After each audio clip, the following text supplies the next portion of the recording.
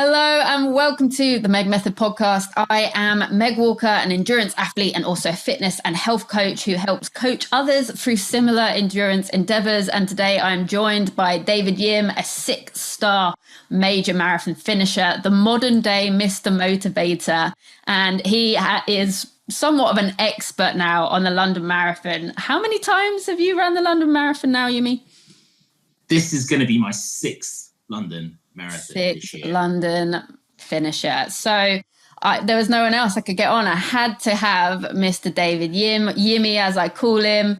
Like I said, Mr. Motivator. He's done the London Marathon 6 times. I've also finished the London Marathon multiple times. It's our home race for both of us, our closest city race. Therefore, we've decided to join forces to give you some of our best tips to having the best London Marathon experience possible. If you've followed the podcast for a while, you know that myself and Yimi have recorded a big episode in spring 2023, all about the London Marathon. So if you haven't listened to that, go to episode 54 of the MEG Method Podcast, and you can also find it on the YouTube channel. But for today's episode, Yumi and I are back with a short top-up episode to get you excited and give you some updated information for this year's race. You are running this year, Yumi. Are you excited? Oh, you know what? As if I needed any more excitement in my life, right? I am off the charts excited, as I always am. But this year, even more so. I mean, I've just finished my... the hay is in the barn. All the long runs are done. Yes. I did the London landmarks on Sunday, ran my first ever sub-2 half marathon. Yes. Which has been just like a reward for all of that low heart rate training, all of that strength work that I've been putting in. And I went out, and sadly, my running partner, Lydia, wasn't around. She's just recovering from an injury. So I went out and did it on my own. And it's been such a confidence boost being able to run a good race. But now I'm in the taper. I've got the maximum paranoia. And I'm trying not to let the race get into my head at this stage, just trying to keep things even. But I am so excited. It's unreal. Oh, I love to hear it, mate. Massive congrats on all the progress with the running. I know what a journey you've been on and how much practice you've been putting into that. And it is paying off. I know this is the start of your big challenge this year as well, your 12 marathon challenge. What a race to start. You'll be finishing it with the London Marathon as well, right? That's exactly it. And 12 marathons in 12 months. Beginning to question my own life choices at this stage with all the paranoia. But you know what? It's all for Young Lives versus Cancer. You and I, Meg, we both run for the same charity. I know how much it means to you. You know how much it means to me. And, as long as our legs will keep going, I think we're just going to carry on doing this crazy stuff.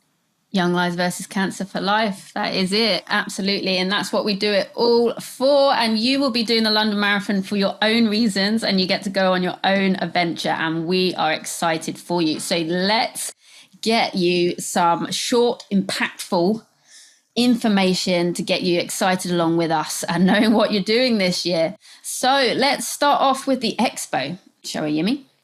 So the Expo is now known as the TCS London Marathon Running Show. We do laugh at that because it makes it sound so fancy, but it's essentially the Expo. and us veterans and us oldies, we still call it the Expo. And I tell you what, in social media posts, Expo is 4 letters. Yeah. You're going to write the TCS London Marathon Running. Oh, who's got time for that? It's the Expo, guys. I mean, come on, right? This is when you get your bib. This is when the excitement builds. You get that surge of excitement when you get your email with your QR code telling you what your start line wave's going to be. And I think people got those. They were supposed to be out last Tuesday.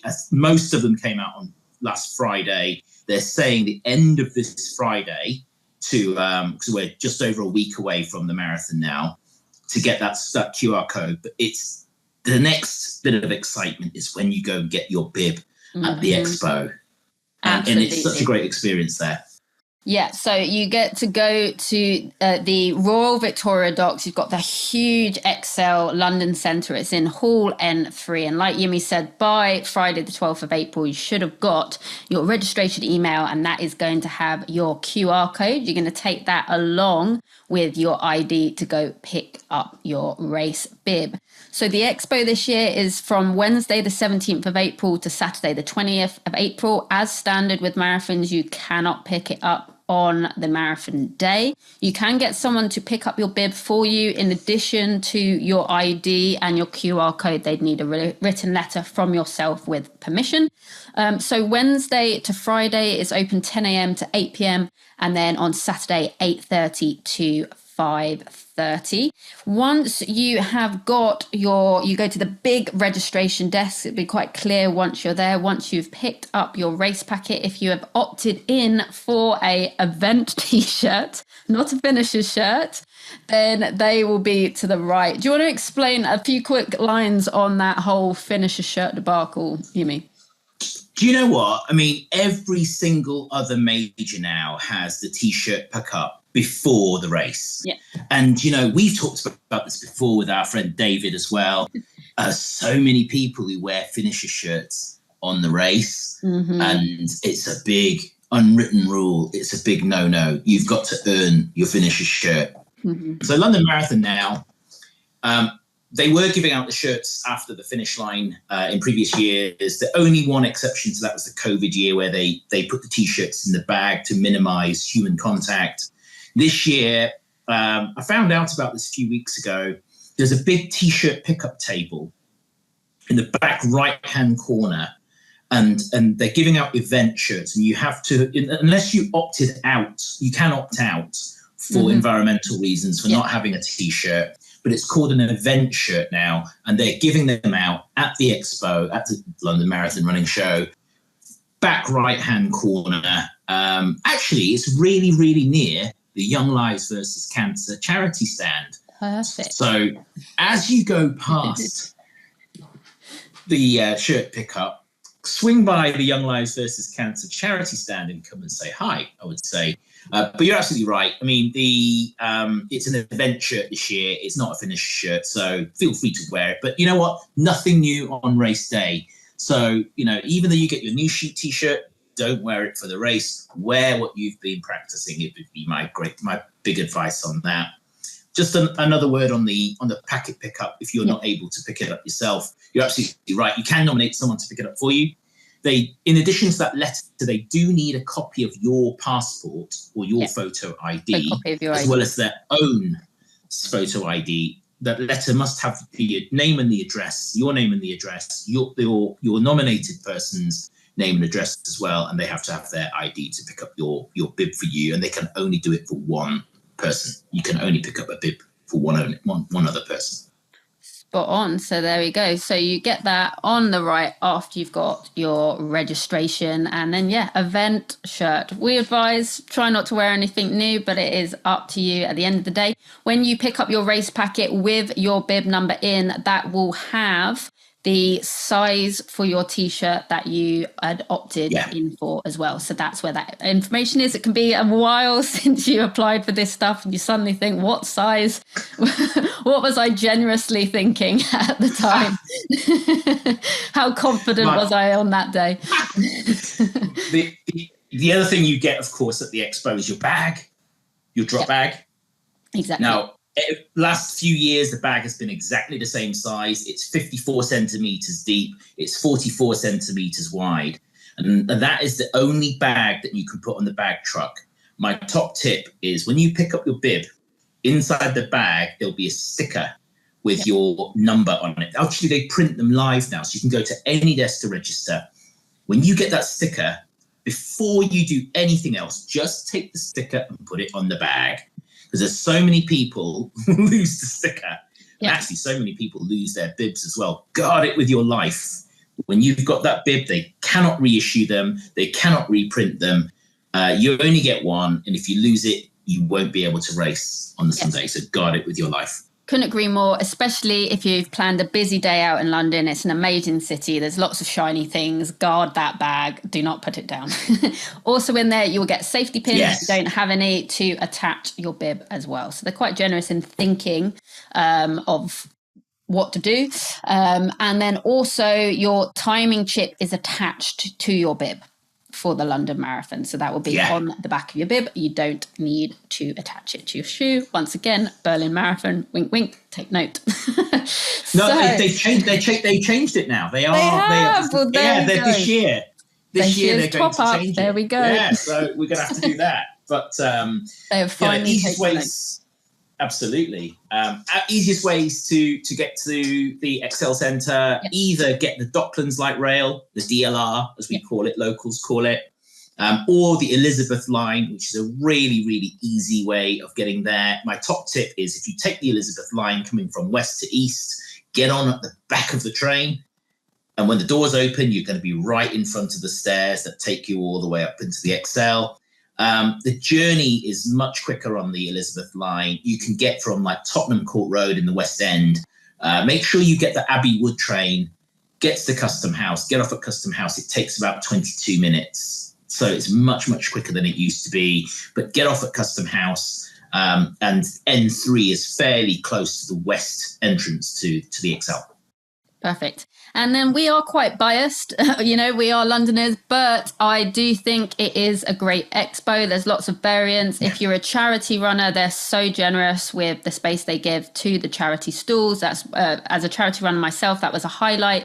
The charities really do love to see you, take a moment to celebrate you. Often they'll take your photo, put it on a wall. There's activities to do within the charity as well. So if you are a charity runner, do definitely soak up that experience. Go to see your charity. They'd love to see you. It's a great way to meet other runners and share your story. And that just really drives it home even more on the day of the importance of what you're doing, because it's so much bigger than you when you're running for a charity. I'd also say there's really good, it's like well spread out. The London Marathon, it's pretty well organized. It's not, I wouldn't say it's too chaotic, I think, in the merch part. I don't know whether you agree or disagree with that, Yimmy, but from my experience, it's out of all of the majors, I think it's fairly well organized in terms of chaos. It is. You can't escape going into the expo. You can't escape the New Balance concession, which takes up about a third of the whole hall. Yeah. And they literally funnel you through. It's a bit like IKEA, where you just can't avoid stuff, right? And you can't avoid the marketplace before you go out and you buy stuff that you don't need. It's like that, right? And there's going to be loads of merch. I love the New Balance merch, as you know, Meg. I wear New Balance kit all the time. You'll funnel through there. And don't forget, in the middle, and this is why the Expo for London's so great, it's so runner-centric.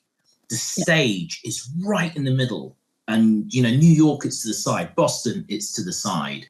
Don't think there were any for Tokyo. But in London, there's a big auditorium centre stage where they have some inspirational speakers coming out. I mean, 2020, I'm tempted to say 22, all of them merge into each other now. Eliud Kipchoge turned up. Amazing. And it was just incredible. And Paula Radcliffe's normally hanging around as well. And you get your photo with some famous people and some not so famous people. You can get a selfie with me if you want to. I'm not that famous. But it's fun. Bring your family. It's a great way to connect them to what you've been going through all this time. Yeah, I completely agree. I think when it's easy when you're running the marathon because it's all consuming and it's this thing you're doing. But in terms of your family, you've just, as far as they know, you've been disappearing off every weekend and, being absent training. And they're like, yeah, kind of sick of the marathon now. But to actually get the opportunity to take them, everyone I've always taken of like, wow, like even though they're not running it, they suddenly have like, wow, this is actually a really big deal. And they start to understand how like epic this race is and what you've been training for. And like Yumi said, love the layout, lots of opportunities to take cool photos, whether that's be in front of, the medals, posters, things like that. Lots of photo opportunities to make sure you utilize that. And as I say, I think the stage is front and center. They're fantastic experts. I got to meet Paula one year when we were doing the world record in 2017. Funny quick anecdote. I went in and I was like, is that my voice? Like, I could hear my voice really loud. And I was with some of the other, my friends that I was running the record with. And we go around the corner and it turns out an interview we'd recorded for the world record had been playing each day on the main stage. And next to it was Paula Radcliffe. And she looked at the screen at me and then looked at me in real life. And then she went, "Can I have your photo?" As a joke. Oh, brilliant. So I have that photo. I have to attach it somewhere. But yeah, funny little anecdote there. Unbeknownst to me, I'd been on the main stage all week. Brilliant. Absolutely brilliant. So pretty cool experience. I think London Marathon does really well there and really putting runners at the main focus. So we talked next about getting to the start line, which is at Greenwich Park. Iconic if you've done the London Marathon before. And then should we start with talking about best ways to get there, Yumi? Right. So by far the best way, if you're not familiar with London, I would say the Mecca is London Bridge Station. Yeah. There are 12 trains per hour going from London Bridge Station. There are 4 coloured starts. Yeah. And the trains will go to all of the 3 major stations that you need. That's Blackheath, which would be blue and for green start. Mm-hmm. And for blue and for yellow start, sorry. Mm-hmm. Maze Hill for green start and Greenwich for red start. And there are 12 trains per hour. It's a really, really well organised operation inside the main station at London Bridge. There are signs that say, for blue start, go these trains over here. For red start, go these trains over here. And the people working in the station will direct you and say, you're going to Greenwich, you're going to Maze Hill, going to Blackheath, or whatever. So the best way of getting there is through London Bridge Station. Do read the event guide, which is on the website, because it tells you the station closest to your start pen.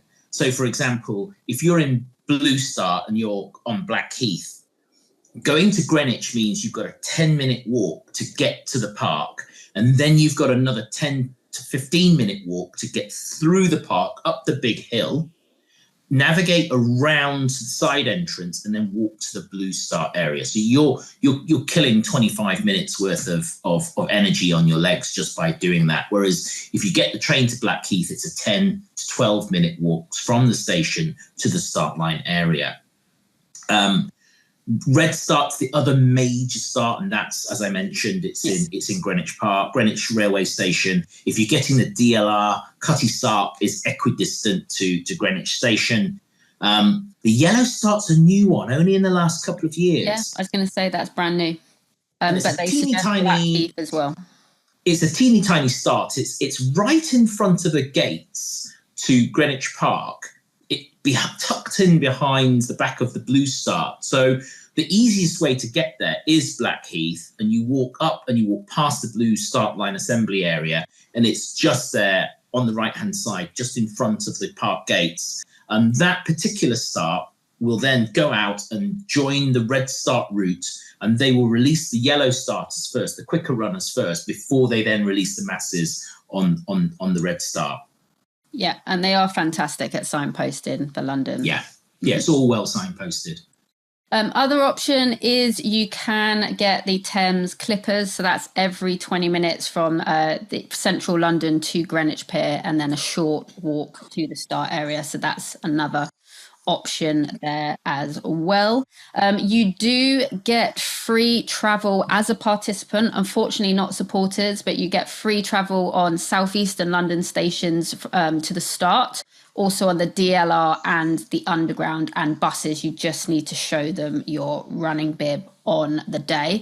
The start sequence of the wave starts from 10 all the way through to 11:30. There'll be short gaps in between, but they do try and get those start waves as quick as possible. What takes a little time is just sheer numbers on that for the London Marathon, but they don't faff about. I'm laughing, Meg, because you know what I'm going to say, right? London Marathon can get 48,000 mass participant starters over that start line in 1.5 hours. Tokyo can get them 30,000 runners, 27,500 runners over the line in 1 hour. New York Marathon, why does it take you 4 hours to do this? Maybe if we say take note, I mean, we've been given enough notes and Berlin have changed and now they've put the bib number. If we could say take note or not, maybe New York will get people over that line quicker. But yeah, from 10 to 11:30, you've got those rolling start waves. And what would you suggest then, Yimi, in terms of how much time people should be giving themselves to get to the start? What would we say here? The best thing about London is unlike New York. I mean, I'm teasing. I know I'm going back to New York this year, where they've got to lock you into Staten Island to start. Unlike that, London, you can turn up 90 minutes before. I would say you can turn up at any time, but I would suggest 90 minutes before your start time is the time you should aim for to be there. There's no point getting there really, really early unless, like the Young Lives team have got a team photo call at 8:20. So I'll be there early anyway. And I love the atmosphere, so I like to soak it all in. But 90 minutes beforehand, before your start wave, if you are in Red Start, here's a bit of a tip for you. Yep. Don't go to Cutty Sark if you're in a later start.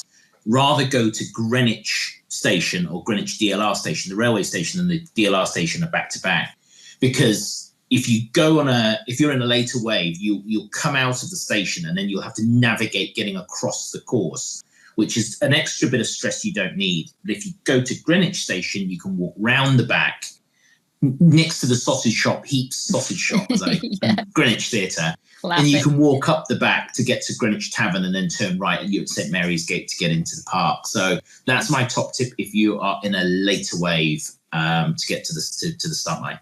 Yeah, I agree with that. And also there are loads of toilets at the London Marathon start line, but there's also loads of participants. So you will expect queues. As always, top marathon tip in general, go further down, never go to the first lot because that's going to have the biggest queues. Keep going down, but that's just in case with that 90 minutes, that should give you plenty of time to manage those toilet queues as well. And it's your standard. You'll turn up, go and queue for the toilet, go to the toilet, come out of the toilet, queue up again for the toilet, because by the time you've got to the front of the queue again, you're going to need it. Then it's time to bag drop. The bag trucks will be there. Each individual start line area has their own trucks. Find the truck with your number on. So give it a bit of time to do this, and put your bag on the truck. It's like a bit of a comfort blanket that you don't want to let it go till the last minute. But you put your bags on there and they will be there to greet you at the finish line at the end. And then you do your stretches and your warm-up routine, get into your own headspace in terms of just preparing yourself to run those 26.2 miles. Just calm down that excitement. And you'd heard me say it before, Meg, feeling slightly sick, yep. Standard. Phantom niggles, standard. Need to use the loo again, standard. All of these things are just nerves, right? Just settle yourself down, get into that start wave early, catch up with some friends, other runners who you know from your training, etc., and get into that start pen. Absolutely. I bumped into a woman during the Tokyo Marathon. I think it was 40 kilometers. And she just pointed at me and went, I listened to your start line meditation this morning. It's like, calm me right down. So there you go. Who knows? If you're someone who gets particularly nervous at the start line, I've literally created a start line meditation for you. Brilliant. So give that a listen on the podcast. Brilliant. And as always, my top tip, if it's a cold day, take a warm top. But you know what? If you're in a later wave, you know what I'm going to say. You just go over to the recycle bin. Yep. Fetch a top that somebody's already discarded, wear it for a while, and then put it back into the recycle afterwards. No need to take an additional top for you to throw away. If you do take an additional top, it's great. They just wash them and give them to charity anyway. I think it's the Samaritans this year. It is. It's Salvation Army this year. Salvation Army, that's it. Salvation Army, yeah, that's right. So yeah, they'll get all those extra clothes. But if you get to bring your own, just go to the recycle bin and help yourself. Exactly. Don't be taking it off someone like no. you can't go. Come in, yeah. Definitely don't start undressing someone at the start line, because you might not get to start. I think that might be the most valuable tip we could give. I'd like to think we didn't need to give you that tip, but just in case, there's always one, isn't there? But definitely wrap up warm at the start. What I love about the London Marathon is how charity focused they are, and they really try to do that at every possible occasion, including with the clothes that you discard at the start. They'll go to certain designation points, and that goes to the Salvation Army this year, which is incredible. Talking about charities, it's worth checking if you are running for a charity. Most charities will gather together to get a year photo. So for 2024, you'll have the class of 2024 charity photo.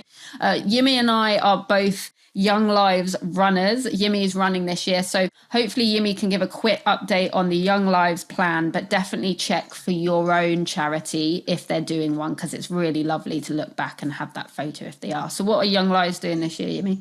So the meeting point is at St Mary's Gate, just inside the park, Greenwich Park. If you navigate towards the Greenwich Tavern on King William Walk, you walk up to the gates. You walk through the gates. There's a clearing with a clump of trees. Right next to those trees, there'll be some people with Young Lives flags. The idea is we'll meet from 8 a.m. to do a 8:20 photo call. I'll probably say some hypey words to get everyone fired up for the race. Then we take the photo, and then we get off to our respective start waves. And I know from my Facebook group that there's been so many other charities who do this as well. They all get together and do that team rah-rah before they all set off. So look out for your instructions, emails, Facebook messages, etc., from your charity to make sure you're there for your charity meetup. Absolutely. And then just from experience, if you are doing a costume record, I think London's really special as that it's one of the top places to do Guinness World Records. Guinness should be in contact with you, because sometimes they will have a meeting point as well. So each record I've done, you've gone to a special Guinness starting point. If they want you to do any media, they will correspond with that with you. But you actually usually have your own starting area within an area, just for anyone who's planning to break a record on the day. I think it's all in Green Start this year, Meg. Yep, that was previously, so I think they kept that the same. It's all in Green Start. You've got some of the GFAs in there, and you've also got some of the 7-hour plus runners who are also allocated to Green as well, and they get released slightly earlier, just so they can have more time on the course, so that they're not all sort of starting right at the back and then getting, that. The back of the pack experience is amazing because they've got the tail walkers now, but they do allocate people to that green wave to give them some more time on the course and to enjoy all the full experience of the marathon route. Which I love, again, how far London goes to make sure like everyone feels involved and included. Green Start traditionally is sort of the special wave start in terms of like people are there for a certain reason, whether they are best for age, trying to get ahead of the pack, or if you're doing some sort of record. So with your charities, keep an eye on your emails, because in addition to London Marathon, usually your charity tries to get in contact a few days of the race to let you know about things like the updates of photos, and same with Guinness World Records. So the race itself, as per usual with the London Marathon, for distance markers, they will very clearly mark every mile and every 5 kilometers. They usually do awesome big, whether it's, what would you call them, like not boulders, but do you know what I mean? They have like, you can't miss them essentially. Some of them are archways, some of them are big, I don't know, posters. What would you call them? They used to have, now they've got these columns on the side of the road, and they look like these hexagonal shapes. They look like Blockbusters. Do you remember that 80s program, Blockbusters? They're a bit like that. Yeah. And they're actually smaller than they used to be. I remember the first year I ran it in 2018. There used to be these big balloon arches. Mm-hmm. for the mile markers, and now they're quite small. So, but do look out for them, particularly when you get to sort of end of mile 18 into mile 19, because that's Canary Wharf, and in those buildings, your GPS is going to go crazy, right? So, don't trust your watch in just those 2 miles. Everywhere else is generally fine, but look out for those mile markers. But as you say, 5K, every 5K, there's a kilometre marker as well. And also at halfway point, there's a halfway marker, which is in a very strange place in the middle of the highway. You think it's Tower Bridge, but it's actually about half a mile after Tower Bridge. And it's on the highway in this sort of like nondescript place opposite a Texaco garage. I ran past it the other day, in fact, and you just think, oh, and just after that, there's a McDonald's. So look out for the McDonald's, and you've actually gone past halfway. So there we go there. Also, you have the blue line to follow for this race. There will be a blue line that if you want to follow and stick as close to 26.2 as possible, you can do that in the London Marathon as well. The clocks that you'll see during the race are from the official start line of the starting time of the race from when the first runner crossed the line. Anything else to add as an update for this year's race that we haven't included in the big episode?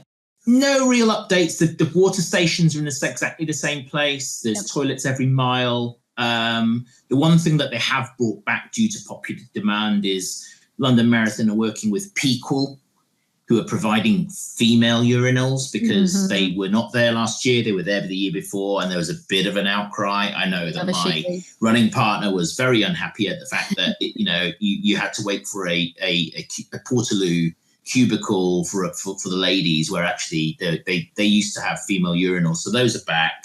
Don't know if they're going to have them on the course. The other thing that's new this year, no changes to the course, but mile 15, there's a water refill station. Nice. I like that. More and more races are doing it, Brighton, Berlin did it years back. So Berlin had the people with the hoses. I think in Boston they had people with a big and in Chicago they had the people with the sort of like 2-gallon sort of like water containers, and they were just pouring them out. But mile 15, there's a water refill station. Mile 15 marker is under West Ferry, where the Lucozade stand is. Yep. So you run down the slope to go under West Ferry roundabout. The floor turns sticky, as we talked about in the main episode. But I have a feeling they're going to have the water refill station there. So if you're a tailwind user, you've got a hydration vest, or you carry the bottles, mile 15 would be a great place to get a refill, a top-up of your race day nutrition, or just water if you're carrying it. Perfect. One thing I forgot to add about the start line as well, you cannot change your start place, but you can go backwards a wave, but not forwards, which is standard. Correct. Some marathons don't let you change anything. But like, for example, if you are the blue start, you are the blue start. You can't be changing your starting place. But if your friend was running in a wave further backwards, you could do that. I bring that up now because the London Marathon is special and that you will merge eventually as well. It's been known, like I know lots of people that stop part way on the side and wait for their friend to catch up, etc. That's possible as well. So I did a video on my London Marathon training tips, advice and support Facebook group, where I actually ran to the 4 mile point. The courses come together at mile 3. There's some barriers until you get to the mile 4 marker. But as you come over this little humpback bridge, you go down this hill and you see a massive Victorian chimney. And that's where the central barriers get taken away. And you can actually stand in the central reservation, or to one side, there is a speed camera, which is something that's easy to look out for. If you fail to meet there, about 300 metres further on, there's the Royal Greenwich Trust School. There's a big Victorian building. Next to it, there's a modern-looking building with RGTS. There's some toilets there. It's a really easy place to meet there as well. And failing that, another 1 kilometre down the road, it used to be a BP garage. It's now an Esso garage opposite Sainsbury's and M&S. The road's really wide there, just before you get to sort of like the end of the mile 5 marker into mile 6. You can also meet someone there as well. It's dead easy. Great. So yeah, you can go backwards, but you can't go forwards. Worst case scenario, find a place to meet them on the course when that all merges. And when it does merge, that's an epic experience when you're running as well. Anyway, just seeing all of the different lanes coming together. It's a really like goosebump moment during the course. Anything else that we might have forgotten that is new to this year's race, Jimmy? I think we've covered everything in the big episode. This episode's all about just covering the details specific to this race. So if you want more details and anecdotes in depth, do listen to the big one. I believe it's episode 54. But today we want to give you the fresh updates. I like to see as well, it's nice that the Lucasade Sports are being given in compostable cups as well. So for they were last year. Yeah. So anyone environmental savvy, it's cool to see that, you know, the big races are trying to do their bits, and it's stuff that's, you know, relatively easy to do. It's not going to affect negatively your racing experience. Let's talk about post race then. So once you finish, you'll be able to get your finisher's medal. You'll get a bottle of Buxton, and which is our natural mineral water, and then you also get a bottle of Lucasade Sport. They do not give out food at the finish line anymore. Me and Yumi were discussing this beforehand. It was kind of just a protein bar, but now they don't give any food at the finish. So that is something to think about packing in your bag that you check in. So when you get it off the truck at the other end, you've got something to eat, and you've got some hopefully warm clothes and stuff in there. You can get a foil blanket from the first aid point as well. The London Marathon finish is very busy. As I said, there's a lot of runners. That's something quickly to add as well. At the start, like in any race, stick to your race plan. But the London Marathon start is so big and there's so many people, I think it's very easy to get caught with the crowd. So just be extra aware of that when you're starting, not to go out too fast. So just wanted to add that while we talk about the finish. Yumi looking a little bit guilty there. It's very, very easy to do. We've all done it, certainly with our first London. So keep that in your head. And then in terms of the finish, it can be just as chaotic. So it can take you about 30 minutes, I would say, to get out, or certainly to get to the meet and greet point, which is over by the guard section. Horse Guards Parade, yeah. Horse Guards Parade, exactly. So my little tip there, I've always as a charity runner, we have our own post party anyway. And those locations, at least Young Lies, was just round the corner off from the mile. So I just always opted to meet my family there.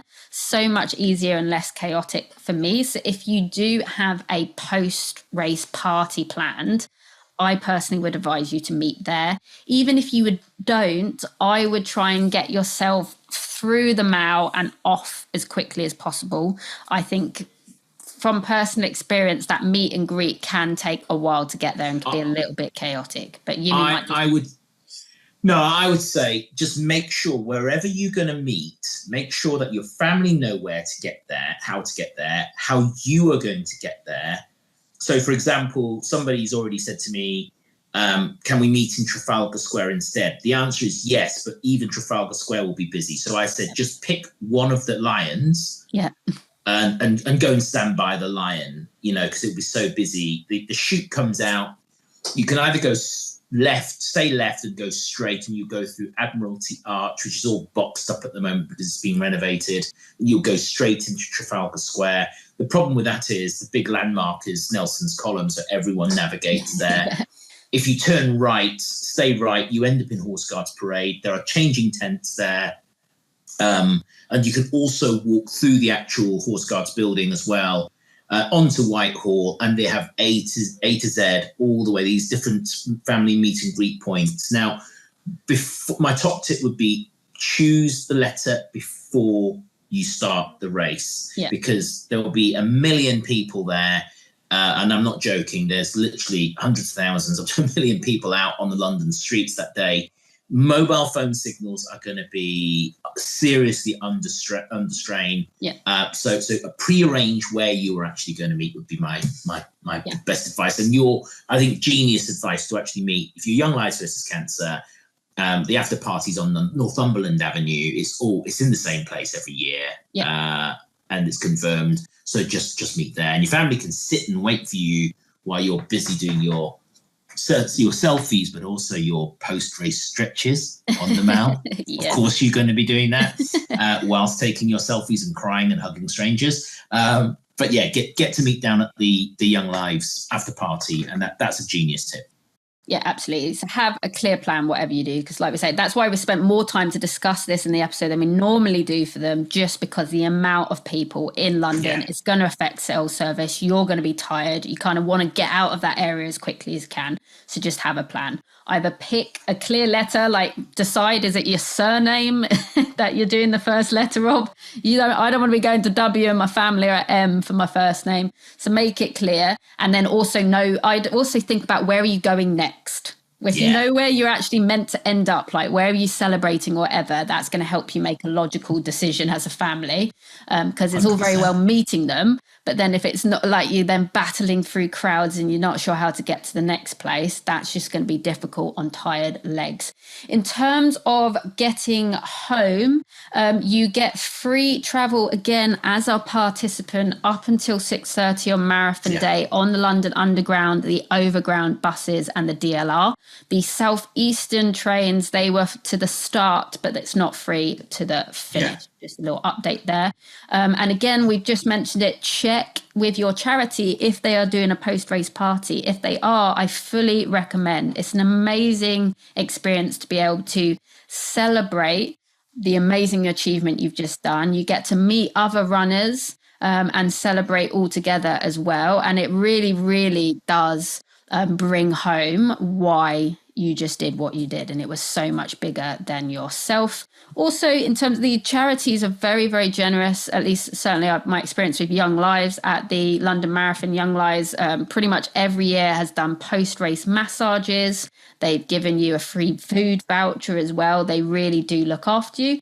It's also worth having a little look online for a cross marathon weekend, because London businesses often are very generous as well. And there's usually a pre-race free meal voucher for something, or a post-race. That's obviously up to individual businesses, but it's worth having a look, because there's a lot of London, especially food venues and that can be quite generous, that if you can come in with your marathon bib, they'll give you, obviously don't just go into anything and go, look, here's my bib, give me free food. You need to check they're doing it, but it's worth having a little look online at some of your favorite eating venues, because some of them are quite generous around. Marathon weekend would be my tip. Any other extra post-race tips, Yumi? I think just make sure you've got somewhere to go after the race, so you don't have to think about it. I mean, pre-race, there's tons of places to carb load. You know, I like going to Scarpetti's, for pasta for lunchtime to get those extra carbs in. Zizzi's is a good chain of all of sort of like the Italian chains. They're pretty good. Sticking with the Italian theme, San Carlo Cicchetti, and there's a couple of branches. There's one in Piccadilly and one in Covent Garden. They're the two that I've been to. I know there are a couple of others, but they're also really, really good for family style meals. Lots of really great pubs actually serving pub food. Anyone into fish and chips as well, because I quite like having fish and chips before a big race. Poppy's in Soho is and I know a thing or two about fish and chips because I grew up in a fish and chip shop. But Poppy's in Soho is absolutely awesome, and it's very, very casual as well. You're a stone's throw from Chinatown, where you can get all sorts of not only Chinese food but Asian food as well. You can get ramen nearby, which is a great post-race meal, by the way, because it's got the carbs, it's got the protein, it's got the sodium, it's got all the stuff, yummy goodness that you need. You can go and get a bowl of wonton noodle soup from Chinatown as well, inexpensive and a great sort of like refueling food as well, and very, very quick. Yeah, absolutely. There's also Bara, Barra, one of my favorite little Italian places. It's like I'm giving away one of my hidden secrets here. They do like this is the problem. They do one of the best pistachio croissants in the world. Everything on the menu is good. Especially if you want some carbs, but it feels quite light. They do some amazing focaccia sandwiches and stuff. So I'll put a few of the names we mentioned in the show notes like we usually do. I'll grab the ones that Yimi mentioned. I'll put that one in there as well. What I will say is London on a normal day around dinner time, you can expect to queue and have your name on a list and have some waiting time. That's just on a normal day. So you can absolutely bet on marathon day.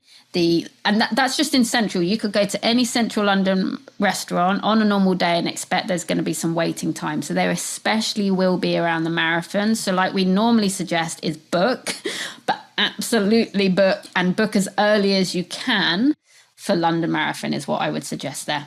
Any other little tips to throw in there, Yimi, before we wrap up? No, I think that's just about covered it. I'm just super excited for anyone who's running it. I'm going to be in Blue Start 12 this year. So I'll be on Blackheath. I'll be stood as usual by the medical tent. There's an ambulance that's parked in the St. John's ambulance parked in the middle. I'm usually parked myself and set up camp there. I'll be hyping everybody up around me as usual. If you're in Blue Start, come and say hi. Gives the best hugs. Mr. Motivate, if you want some last minute motivation, Yimi is your man. And what day are you going to the Expo, Yimi? Because you know everyone's going to ask. They're going to want their photo. I'm going to be there every day. Oh my goodness, there you go. Everyone come find him. So Wednesday, Thursday, Friday, I'm going to be there from about midday till about maybe slightly later, maybe about 1 or 2 o'clock on Wednesday, through to 8 o'clock when it closes. On Saturday, I'll be there from 11 till 2. I'm still mulling through the idea of doing a impromptu shakeout run because there's no official shakeout run. You know what? I'm just going to organise one. 10 a.m. on Saturday morning outside the west doors of the Excel. If it goes ahead, I'll post some notes to you so you can share on your socials. Yeah, and I'll put it on the notes for this episode as well. I did one for Tokyo as extremely last minute because I had lots of people message say, please, can you do one? And it was the best. We had even more people join along the way than we even got a photo for. So definitely do it, mate. People will love it. Great to have the company the morning before as well. And then my final tip to finish on, and I know Yimi will agree with this, if there is any marathon in the world where you want to be present and soak it all in, it is the London Marathon. So my biggest tip is do not forget to have fun. We spend all of this money. We spend all of our time and energy training for this thing. And for some reason, the winner is the person who finishes the experience the quickest. Which is crazy, right? When you think about it, all you want to do is this experience. And then as soon as you get to the experience, your whole focus is how can I have this experience finish in the quickest amount of time? Aliens would not understand what on earth we were doing if they came to our planet. Having said that, though, enjoy whatever, go for whatever goal you've got. London Marathon is a fantastic course to go for a time goal, but don't lose sight of the fact that you are in one of the best cities in the world with one of the best events in the world, and soak it all in. Don't be so focused on the finish line that you forget, firstly, to celebrate the start line, because that's where you wanted to be. And then just soak up that race would be my biggest tip I could possibly give you for the London Marathon. Have fun. And if you want to know where the photographers are, listen to the main episode because they're in the same place. I've gone through it in detail on the main episode, so I won't go through it now. Get your nail your race day photo and have a really great memento of the day. But really just go and enjoy it. It's so much fun. It's my favorite for a reason. And, I'm just super excited to see everybody out there. Yeah, both of our favorites. So thank you so much, as always, for listening. Had the best race. Like we said, it's the race. We call it the party. It's a big party, London Marathon. Make sure you say hi to Yimi if you see him. Don't forget to check out the big episode, which is episode 54. Add the MEG Method on Instagram. Add Yimi, which is Short Fat Guy Runs the Majors. Also, definitely add yourself to Yimi's Facebook support group, which is called, Yimi, It's the London Marathon Training Advice and Support Group. Training Tips and Advice Support Group. And it'll be linked in this episode. We'll link it here. We've got about 16,500 people on it. I am doing a Facebook Live next Monday just for that group to talk through a lot of the stuff we've talked about today, but super excited to be doing that. So great. So follow the podcast, because we've got lots of top-ups to come. We've now done an episode for every single major marathon. There is a big episode, lots of anecdotes, lots of details. So go and find the one that you're doing and it'll be there. But we're going to be doing short top-up episodes like this throughout the year just to give you up-to-date details. So make sure you're following for more, and have the best day. And we'll speak soon, won't we, Yumi? Yeah, big love. All right. Have an amazing race, dude.